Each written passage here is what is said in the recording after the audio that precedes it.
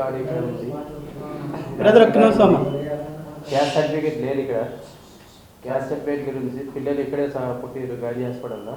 ఇక్కడే మేము చిన్నప్పుడు వచ్చినాము. 20 సంవత్సరాల పాటు ఇక్కడే ఉన్నాం. తల్లి అమ్మ నాన్న అందరం కలిసి ఇక్కడ గుర్తింపు కార్డు లేకుండా అలా చేయించుకున్నాం. రేషన్ కార్డు ఒకటి వచ్చింది, voter ID card. Caste certificate గురించి చాలా ఇబ్బంది పడుతున్నాము. ఊర్లో ఏం లేదు మాకు.